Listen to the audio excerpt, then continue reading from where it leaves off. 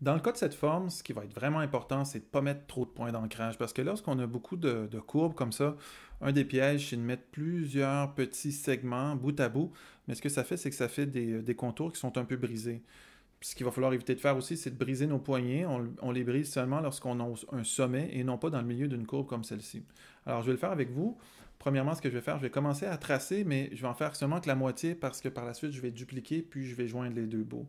Comme je sais que je vais joindre les deux bouts, je vais mettre tout de suite un repère au milieu de ma forme pour être bien certain que mon dernier point soit vis-à-vis de mon premier. Ça va être capital pour ne pas avoir d'erreur lors de la duplication. Bon, je prends ma plume, je vais faire mon premier point, je clique, et là, je vais enfoncer sur Alt. Pourquoi j'enfonce sur Alt? Parce que dans le fond, je le sais que je brise ma poignée, puisqu'il s'agit d'un sommet. Alors, la pointe du fleur-de-lysée comme ça, la pointe de cette forme, c'est un sommet. Donc, je brise ma poignée en enfonçant Alt de rechef. Alors, je continue ici. Je vais me positionner au plus loin de ma courbe. Vois-tu ici, c'est vraiment le plus loin de ma courbe. Et alors là, je peux cliquer puis enfoncer majuscule pour avoir vraiment une très belle courbe, très harmonieuse. Donc, lorsque j'enfonce majuscule, je l'ai vu dans d'autres tutos avec vous, ça fait vraiment des belles courbes devant et derrière les poignées d'inflexion. Je vais fixer mon deuxième point ici. Je vais essayer de faire le moins de points d'inflexion possible. J'aurais pu être tenté d'en mettre un ici. Je vais aller voir si je ne peux pas en mettre un là, plus loin encore pour qu'il y ait là, le plus d'harmonie possible dans ma courbe. Je vais cliquer, je vais tirer vers le haut ici en enfonçant en majuscule toujours pour avoir le plus d'harmonie dans ma courbe. Je vois que ça y est presque, mais qu'en haut, ça y est pas. Donc, je vais enfoncer commande, comme j'ai cliqué sur ma flèche blanche avant de commencer. Lorsque j'appuie sur commande, ça me donne ma dernière flèche. Et là, je vais peser sur majuscule. Et ce faisant, ce que ça vient faire, c'est que ça tire juste la partie inférieure de ma poignée d'inflexion, ce qui fait que j'ai un contrôle là, sur ma courbe et je peux aller jouer en haut, en bas comme ça pour vraiment avoir un dessin qui suit ce que je suis en train de tracer. Maintenant, ce que je vois ici, c'est que, regardez-vous, au coin qu'il y a ici, là, si je continue, je vais faire une courbe. Alors là, j'ai un sommet, j'ai vraiment un coin qui est ici, donc je vais venir briser cette poignée-là. Je peux enfoncer Alt puis cliquer, ou tout simplement cliquer sur le point. Illustrator me montre un petit, juste près de ma courbe, là, il y a un petit V. Ce petit V me dit, si tu cliques ici, tu convertis ton point courbe en angle. Clique, voilà, j'ai converti mon point courbe en angle. Du coup, après, j'ai seulement qu'à cliquer sur majuscule pour me créer un autre point comme cela ici. La poignée, la courbe qui s'en vient, alors j'aimerais bien avoir plus de contrôle possible dessus. Donc, ce que je vais faire, c'est que je pars d'une droite et je m'en vais faire une courbe. Donc, je peux juste cliquer sur Alt et tirer comme ça. Alors, ce que ça fait, c'est que ça vient tirer une poignée de la droite que je viens de faire. En arrière, j'ai une droite. En avant, j'ai une courbe. Alors, voyez-vous, ça tire cette poignée-là qui est là. Je ne vais pas tirer trop loin ici. Et puis, par la suite, donc, je vais venir me positionner au sommet de ma courbe qui est ici. Je vais enfoncer majuscule ici, voilà. Donc, j'essaie d'y arriver avec majuscule le plus possible, si c'est possible. Voilà, j'y suis. J'ai vraiment quelque chose qui suit mon tracé. Pour ce point-ci, donc, je vais continuer. Je clique, je tire comme ça ici. Je sais avec majuscule. J'y arrive pas tout à fait parce que dans le cas de cette courbe-là, donc, il y a une légère inflexion. Donc, j'ai comme pas le choix de tourner un peu ma poignée d'inflexion. Puis, par la suite, j'enfonce commande et je reviens cliquer donc sur ma poignée d'inflexion qui était en haut pour venir ajuster, là, pour venir ajuster mon tracé. Le truc, c'est que lorsqu'on vient corriger un tracé, si c'est un tracé où on a cliqué sur majuscule pour qu'il soit droit, lorsqu'on vient cliquer sur commande pour venir réajuster, donc pas oublier de maintenir majuscule enfoncé pour ne pas perdre le bel alignement qu'on avait. Alors là, vois-tu, là j'ai vraiment un sommet parce que ma poignée qui est là, si je clique, ça la détruit. T'sais. Alors donc, je vais venir briser. Comment? Ben, encore une fois, alt-clic ou tout simplement un clic là ici parce que Illustrator comprend que ce que je m'en vais faire, c'est un sommet. Donc, je clique, je pèse sur Alt ici et je m'en viens tirer ma poignée ici pour venir faire mon deuxième point. Et alors, je vais mettre un angle vers ce tracé. Je vais l'essayer avec majuscule si c'est possible. Ça va me faire un beau tracé si j'y arrive avec majuscule. Voilà, j'y arrive ici. Je crois que c'est bon. Alors ensuite, ici, je clique vis-à-vis de ces autres points. Alors je peux me diriger un petit peu comme ça ici. Je clique sur majuscule, je tire ma poignée d'inflexion. J'étais pas tout à fait au coin, donc j'enfonce spacebar, je le ramène, donc ma barre d'espacement. Et voici, j'ai vraiment une belle courbe qui est créée par la suite. Et qu'est-ce que j'ai devant moi? J'ai une droite, donc je vais cliquer sur mon point avec la plume qui me donnait le petit icône de brique point d'ancrage. Je vais cliquer sur majuscule pour créer un point, majuscule pour créer un autre point, majuscule pour créer un autre point. Voyez-vous, ça c'est super facile parce que c'est toutes des lignes droites, donc majuscule clic, majuscule clic, majuscule clic. Alors là, devant moi, j'ai une courbe. Alors j'ai besoin de sortir une poignée. J'étais en train de faire des droites, puis maintenant je veux sortir une poignée. Comment on fait? On s'en rappelle. On clique et on tire. On peut enfoncer Alt en même temps, mais c'est pas nécessaire dans ce cas-là. Ce qui va être surtout nécessaire, c'est d'enfoncer majuscule ici pour être certain d'avoir une belle ligne droite parce qu'il s'agit d'un demi-cercle ici. Alors, je suis capable d'y arriver avec majuscule, comme cela ici. Vois-tu, je vais enfoncer ma barre d'espacement, majuscule. Et là, je suis sur un sommet.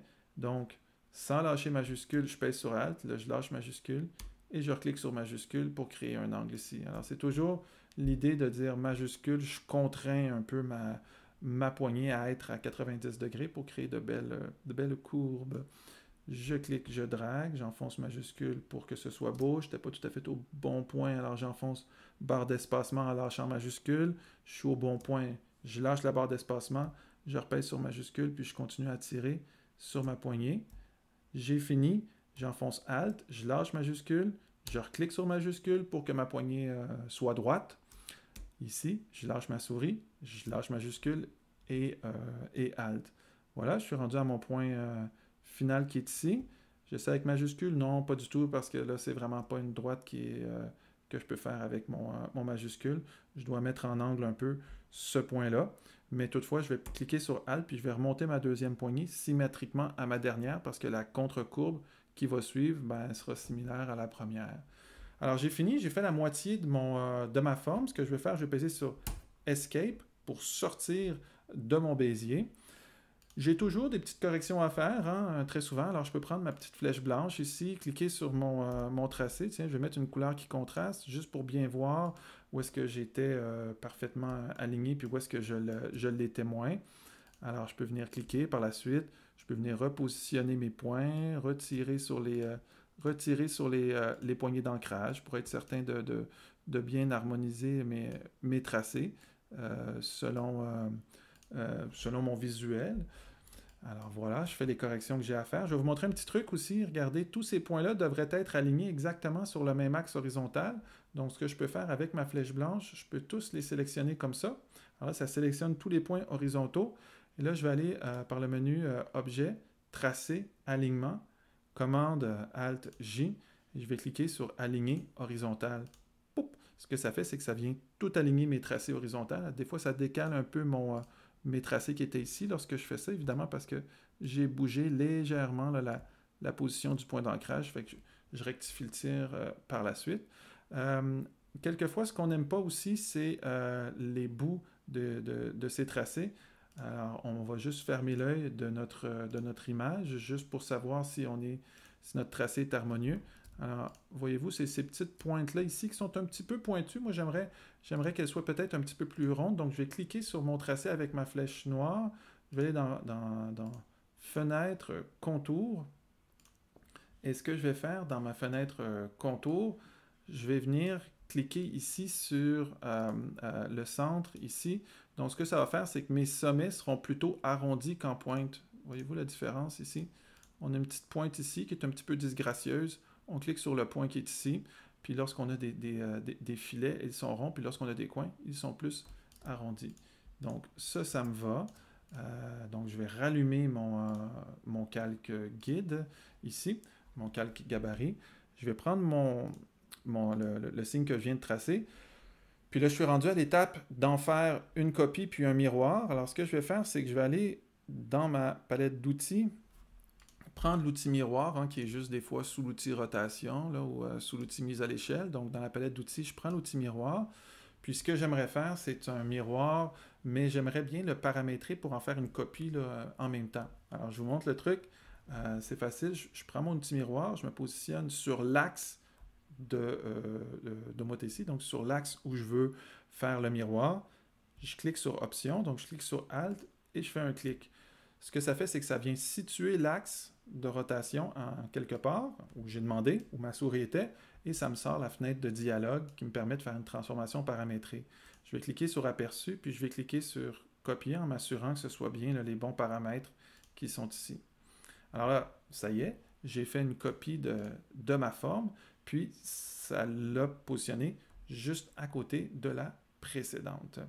Alors, je vais enlever ce guide-ci pour bien aller constater est-ce que mes points sont parfaitement alignés. Alors là, lorsque je zoome, j'ai un petit défaut qui est ici. Voyez-vous, mes points ne sont pas parfaitement les uns sur les autres.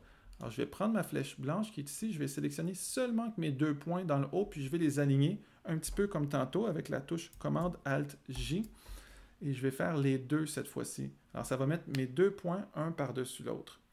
Par la suite, ce que je vais faire, parce que en ce moment-là, j'ai encore 2 points. Voyez-vous, ils ne sont pas joints, ils ne sont pas jointés, ils sont pas fusionnés, ces points-là. Alors, je vais sélectionner les 2 points que j'ai alignés les uns par-dessus les autres. Et là, je vais y aller avec Commande J. Commande J, on le retrouve aussi dans Objet, Tracer, Joindre. Et ce que ça fait, c'est que maintenant, là, ce point-là, c'est vraiment le sommet de ces 2 courbes-là. Je vais faire la même chose dans le bas de ma forme. Alors, je sélectionne mes 2 points. Voyez-vous, encore une fois, ils n'étaient pas vis-à-vis. Lorsque j'ai fait mon point, je n'étais pas tout à fait sur le guide, il faut croire. Fait que je vais y aller avec Commande Alt-J, puis je vais faire les deux. Alors là, voici, ils sont vraiment alignés. Puis Commande J pour en faire vraiment le joint. Et là, par la suite, je peux prendre ma forme ici et la remplir de la couleur là, que je veux. Je vais voir que j'ai vraiment fait ma belle forme. Je peux la tasser juste pour voir par rapport à l'original.